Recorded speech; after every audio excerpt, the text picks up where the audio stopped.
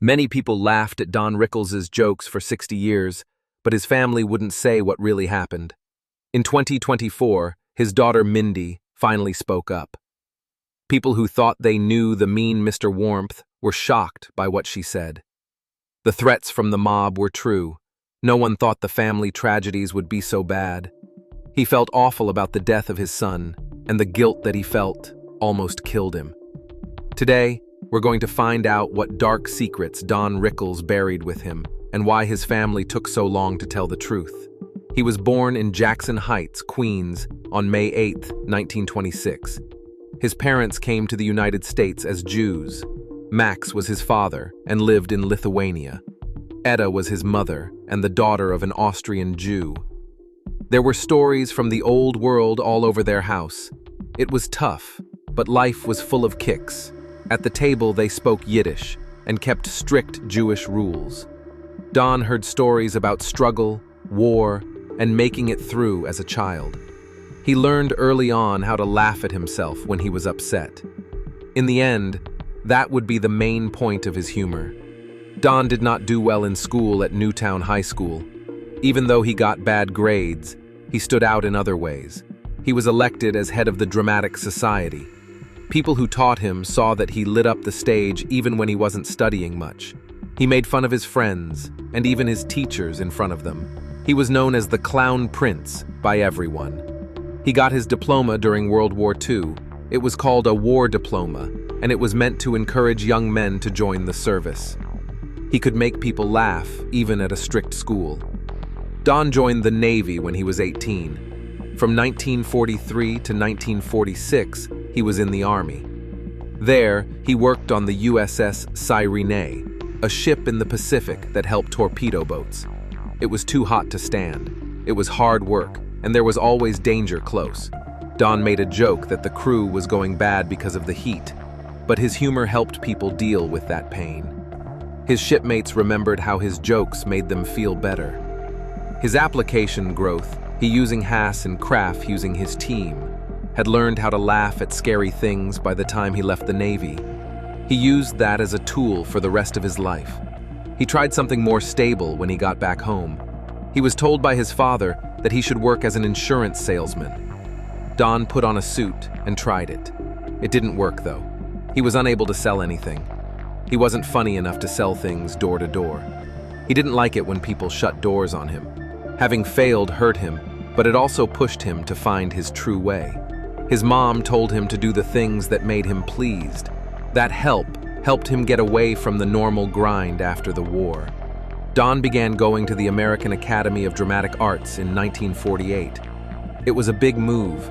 He trained with people who would become famous like Grace Kelly and Jason Robards. He wasn't into theater, though.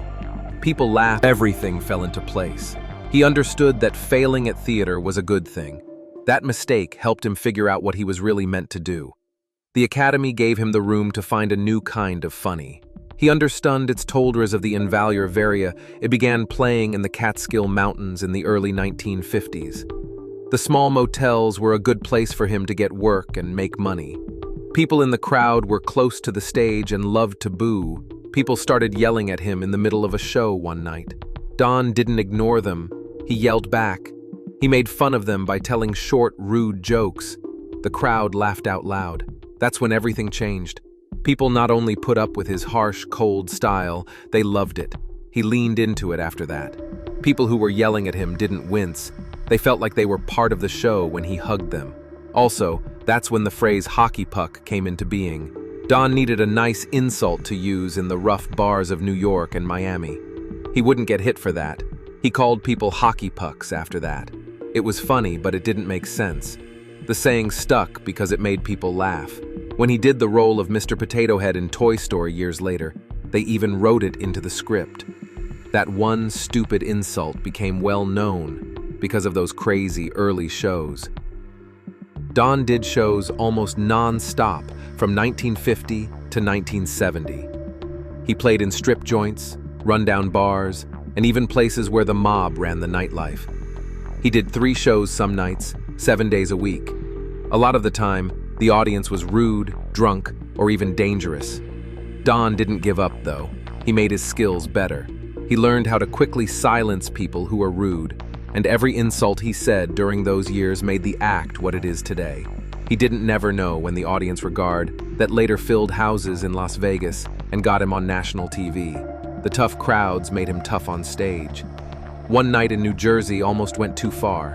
When Don saw a man and his wife in the crowd, he was going about his normal business. In a joke about her size, he said she looked like a moose. Besides that, he didn't know that the man was linked to the mob. There was silence in the room. Don was told to go backstage after the show was over. He thought the worst would happen. The man laughed, though, and bought him drinks. It was dangerous, but things like that became part of Don's story. He didn't fear anything, even though he probably shouldn't have been. It had taken Don Rickles almost 20 years to get known. In 1958, Run Silent, Run Deep was his first movie part. He was already 32 years old at the time. In real life, that age might have been fine. He was already behind in Hollywood, though. Most artists his age were well known, but Rickles didn't just get a small part. He was in movies with Burt Lancaster and Clark Gable. During World War II, he played a cabin master on a submarine.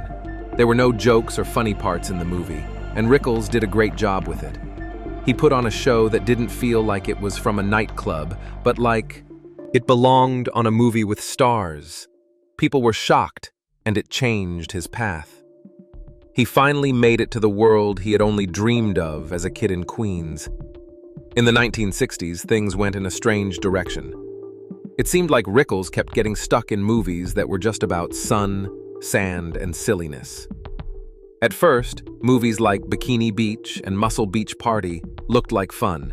He thought it would be fun and easy money, but it almost destroyed his career. Teenagers danced and surfed around him while he played silly adult roles. The movies got bad reviews. He stopped being seen by directors as someone who could play serious or even smart comedic parts. His director, who was married to actress Annette Funicello, kept getting him roles in beach movies. People laughed at them, but not in a good way. Bush made fun of Rickles for those parts at a White House dinner, even though it was years ago. They were stuck to him really well. He did make them funny, but it almost cost him everything. Rickles turned left just as it looked like he would always be stuck in his silly parts. In 1963, he was in X, The Man with the X-Ray Eyes, a strange little science fiction movie directed by Roger Corman and starring Ray Milland. It was a low-budget movie with big ideas. Rickles played a fairground barker who was getting ripped off by a man who could see right through him. He didn't make jokes. He wasn't just playing for fun. What he did, it worked. Sci-fi fans really liked the movie, and it brought Rickles a lot of new attention. People saw for the first time that he could handle more serious and dark material. He was no longer just the funny guy in the loud suit. Carl Reiner directed the comedy Enter Laughing in 1967. It was about a young man who wants to be an actress. Rickles played a tough acting coach named Harry Hamburger in a small role. People paid attention when he was on TV, even though it wasn't for long. His time was just right. His words hit hard. His parts were praised as some of the best in the movie. His first real chance to be funny on the big screen, and he did great. He finally got to do the magic he had been doing for years in bars for moviegoers. The movie didn't make him famous, but it brought him more attention. After that, Kelly's Heroes came out in 1970. That made everything different. There were a lot of stars in the group: Donald Sutherland, Clint Eastwood, and Tilly Savalas. Rickles did well, though. He was great as the funny supply sergeant Crap Game, and he almost stole the whole movie. The movie was about war, but not like most of them. It was funny, had action, and had attitude. Rickles' character, who talks quickly and wants money, was great. It became a hit movie that people still talk about today. Rickles wasn't just a guest on talk shows or a Vegas comedian anymore. He really did work in Hollywood. Behind the scenes, Rickles' whole career was changed by one brave act. It took place at the Sands Hotel in time for Frank Sinatra, who was the biggest music star in America. Rickles, who wasn't well known yet, was also there with a date. To make the woman like him more, he asked Sinatra to walk over and treat them like old friends. Yes, Sinatra said. Rickles didn't thank him when he got to the table, though. He waved him off and told him, "Frank, not now. Don't you see that I'm with someone?" He laughed at Sinatra's insult, even though he could have hurt him badly. Sinatra took Rickles under his wing after that night. Soon after, Sinatra called him by a name, One Piece. It wasn't a jab. It meant Rickles had won a place in his world. After a moment on stage in 1957, Sinatra gave the song that name. When Rickles saw Sinatra in the crowd, he told him, "Frank, feel welcome. Hit someone." It was very cold, but Sinatra laughed. He liked how tough Rickles was. No one touched him after that. Something could be said by Rickles. You can do it to anyone, even the most dangerous ones, and get away with it. He took care of Sinatra like a family member. But defense didn't always mean safety. Rickles was on stage at the Copacabana in New York on April 6, 1972.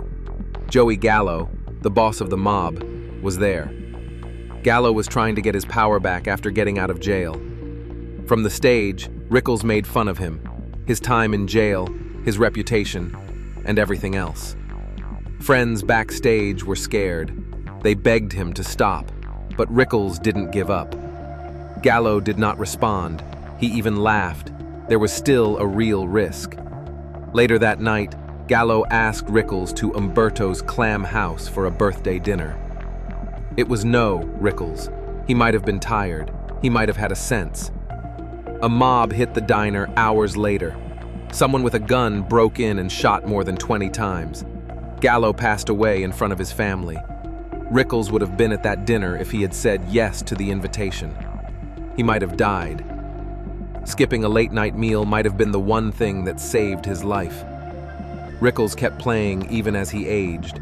His name was called on stage at Ronald Reagan's second inauguration as president in 1985. It was always his party, the Democrats. He went, though, because Sinatra asked him to. Rickles made fun of presidents, cabinet members, and famous people that night, just like he always did. There were no rules. He didn't care about who was in power. The crowd loved him and cared about them. It's not true that Don Rickles only went on Johnny Carson's show. He was so good on stage that it changed late-night TV. He showed up more than 100 times between the late 1960s and the 1980s. He had plans sometimes. He would sometimes just show up and take over. It made Carson happy. He didn't just put up with Rickles' jabs. He liked them. What most people would have lost would have made Rickles famous. Carson even felt new because of how well they got along. When people heard the bullfight music, they knew what was going to happen. He would come out ready to shoot. For more than 10 years, those parts of the Tonight Show made it a must-see. Rickles was stepping in as host in 1976 when a small event turned into something that people will never forget. He broke the wooden smoke box that Johnny Carson had. Carson had had it on his desk since 1967. Carson didn't know what to do when he got back the next night. He then learned that Rickles had done it. He then got a group of cameras and went to the nearby set of Rickles' new show. Carson walked in on them while they were recording and talked to him right there. It was real and not planned. He made jokes the whole time. Carson acted to be very angry. It became one of the most played clips in the history of talk shows. It wasn't just amusing. It was different. The host became a part of the story, and the line between shows was broken. People had never seen anything like it before. Rickles was great on variety shows and live shows, but not so much on series. He got his own comedy show in 1968. It wasn't long. He tried again in 1972. New look for the same title. He played an ad executive in a written sitcom this time, but it was over after only 13 episodes. Rickles wasn't able to shine in a controlled environment. His humor needed to be free. He moved more slowly because of the lines. Both audiences and reviewers took notice. That spark that made Rickles unique didn't work in a sitcom. But that loss showed us something important. Some actors aren't cut out to be in comedies. They do their best when they understand what they want. Rickles was used in different ways in later shows because of that lesson. Then CPO, Sharky, showed up. It ran from late 1976 to early 1978 and gave Rickles his first TV show. He was in the Navy on the show, just like he was in the Navy during World War II. He played the part of Chief Otto Sharkey, a man who yelled abuse but cared about his crew. The group was diverse, with people of different races playing parts. Rickles made fun of all of them, but he did it in a strangely warm way.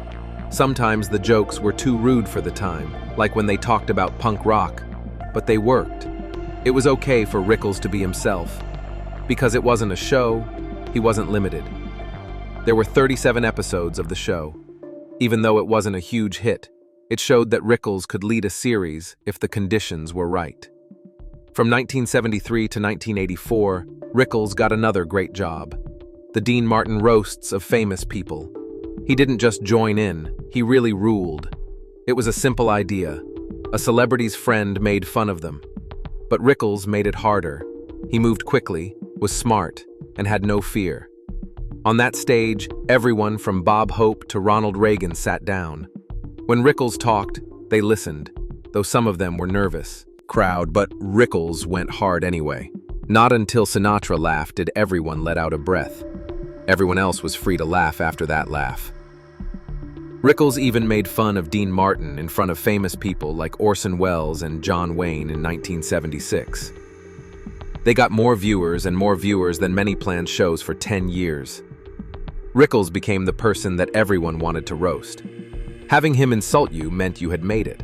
People all over the world laughed for years at Don Rickles' biting wit and brave humor. Off stage, though, his story was full of quiet love, sad loss, and things that not many people ever saw. Everything changed for him in 1965 when he met Barbara Sklar. He was 38 years old and still on the lookout for something real. She didn't like his fame or the insults he used against her. He was surprised when she didn't laugh at his jokes. It also drew him in. She wasn't like everyone else. She was steady, calm, and honest. He was able to drop the act and finally be himself because he was honest. On March 14, 1965, they got married. They were almost never apart for the next 52 years. She was there for him through all the ups and downs of show business and raised Mindy and Larry with him. Don made fun of her a lot on stage, but behind closed doors, he called her the center of his life. She went with him on tour, changed her plans for dinners, and was there for him through everything. She even took over his Twitter account after he died in 2017 to keep his words alive for his fans. But there was a lot of pain in their love story. Lawrence, their boy, was born on May 12, 1970. He went into show business like his father did and created the HBO documentary Mr. Warmth, the Don Rickles project, which won an Emmy in 2007. Some people thought he was just beginning. It was then that Larry died suddenly of pneumonia on December 3, 2011. He was only 41 years old. Don and Barbara were really upset. Friends said the loss broke them. Don, who was already 80 years old, never got over it. 10 years later, things got even worse in the story. Barbara died on March 14, 2021, after a long battle with non-Hodgkin lymphoma. She was 84 years old. It was the exact anniversary of their wedding. It had been 56 years since they got married. It came at an odd time, which shocked friends and fans. It was the last note in a love story that had been full of happiness and sadness. Barbara was more than just married to Don Rickles. She was his life partner in every way. They stayed together for a long time, which is something that not many Hollywood partners can say. Don had a different side that only showed up in front of the camera and not when he was with other people. People were shocked when he was cast in Casino in 1995. The movie had Robert De Niro, Sharon Stone, and Joe Pesci in lead roles in a serious and deadly crime drama directed by Martin Scorsese. It was funny, not serious, that Niro was very serious and focused on his work. It didn't bother Rickles. He laughed about it anyway. De Niro was known for always staying true to himself. Even between takes, he kept quiet and paid attention. Rickles didn't follow those rules, though. De Niro was smoking a cigarette in silence in one scene, which added to the drama. Rickles just had to do it. He yelled out loud, "Will you say the goddamn lines? It's almost 6 o'clock. I need to go home." The group laughed out loud.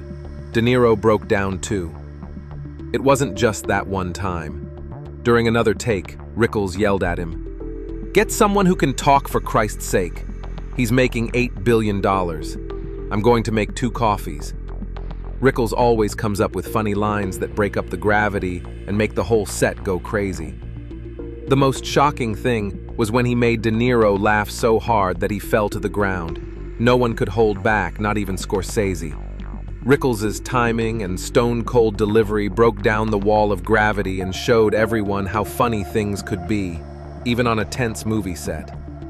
Even though he made fun of mobster lines, he still put on a show that won real respect. He played the loyal head of casino security in the movie Casino. The part wasn't flashy, but Rickles gave it quiet power. He could do more than just make people laugh. He knew when to be calm and when to use his strength. In 1995, something really strange took place. Don Rickles, a comic who is known for being brutally honest with celebrities, all of a sudden gave a toy voice. He was asked to play Mr. Potato Head in the brand new animation movie Toy Story when he was 69 years old. Nobody thought Pixar's first movie would work because it was their first full-length movie. Rickles had never done voice work for a cartoon figure before. Listening to music in bars and with a lot of people was not new to him. The maker, John Lasseter, came to Rickles' house with a Mr. Potato Head toy. The toy pieces fell off when Rickles opened the door. He joked that Rickles' head also looked like a potato. That moment made things easier. He agreed to give it a try. It was weird at first, but soon he was able to bring his sharp humor to the role in a way that no one else could. All of a sudden, millions of kids laughed at lines from a man who used to make fun of Frank Sinatra. These kids had no idea who this man was. Even stranger to Rickles was how his own grandkids responded. Harrison and Ethan Mann had seen Pixar movies since they were kids.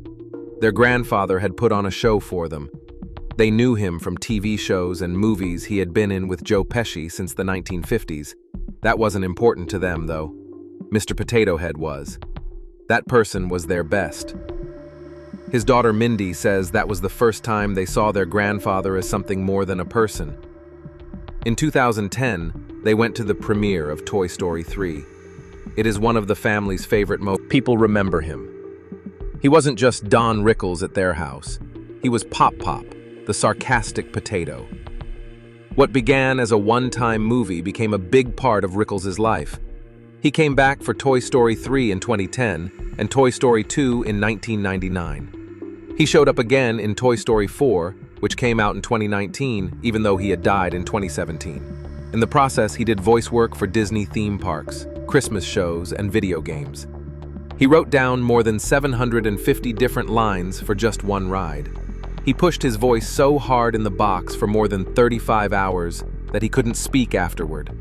He kept coming back, though. He said yes every time they called, even when his health was getting worse. He didn't think of it as work. That little toy made him happy. He didn't change how he acts for the part. He read the lines and then made up his own words. Like when he was a stand-up comedian, his jokes were short and honest. Pixar liked it a lot. The animation was made to look like his voice. The draft didn't include many of Mr. Potato Head's best lines. Because Rickles was himself, they came from him.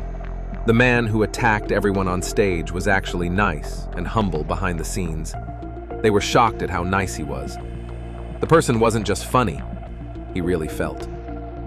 Rickles died in April 2017, which was very sad for fans and the Pixar team. He hadn't done any work on Toy Story 4 yet, but his family didn't want his part to go away. So, Pixar's sound engineers went through recordings from decades ago, including old takes, clips from theme parks, and even music from video games.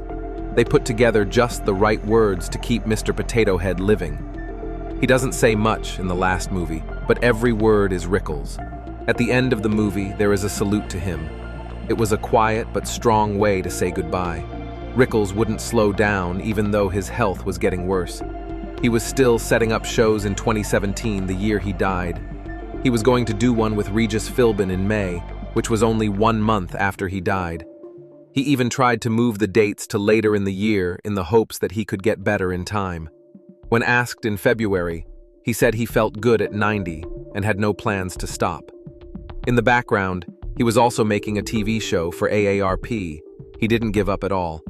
He died at home in Century City, surrounded by his family, a few weeks before his 91st birthday. She had been married to him for 52 years. Larry, his only son, had died in 2011. People who knew him asked that gifts be sent to the Larry Rickles Endowment Fund at Children's Hospital, Los Angeles, after he died. When he died, the honors showed something that most people didn't expect. He was known as Comedy's Mount Rushmore by Jerry Seinfeld. His best friend, Bob Newhart, said he was the nicest person he had ever met.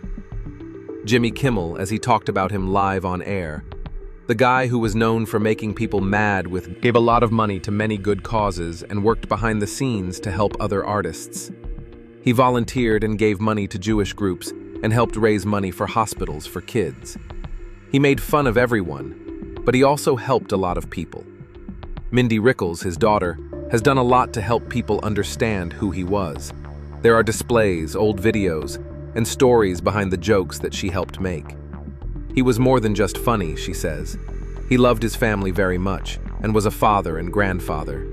This is what she wants to do, show that side of him. People will always remember Don Rickles as the funniest trash comedian. But the truth is that the thing that might be most important about him is how much he cared.